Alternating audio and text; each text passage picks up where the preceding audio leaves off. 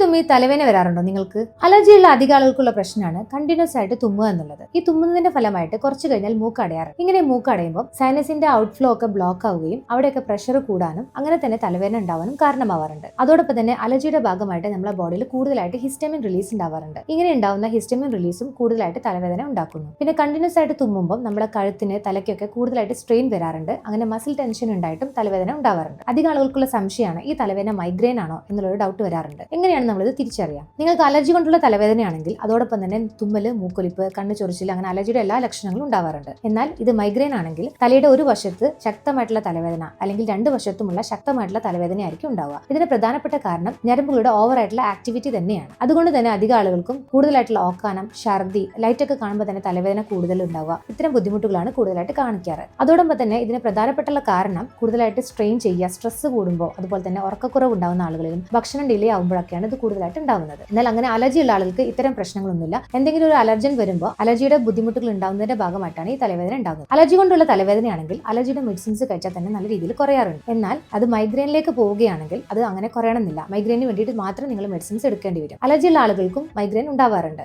ഇത്തരത്തിലുള്ള അവസരങ്ങളിൽ നിങ്ങൾ നിങ്ങളുടെ ഡോക്ടറെ അടുത്ത് നിങ്ങളുടെ ലക്ഷണങ്ങൾ വ്യക്തമായിട്ട് അറിയിക്കേണ്ടത് അത്യാവശ്യമാണ്. അലർജിയുടെ പ്രോപ്പർ ട്രീറ്റ്മെന്റിനോടൊപ്പം തന്നെ നിങ്ങൾക്ക് മൈഗ്രെയിന്റെ ട്രീറ്റ്മെന്റും അത്യാവശ്യമാണ്. നിങ്ങൾക്കും ഇതുപോലെ തുമ്മിയിട്ട് തലവേദന വരാറുണ്ട്? എന്നാൽ താഴെ കമന്റ് ചെയ്യൂ.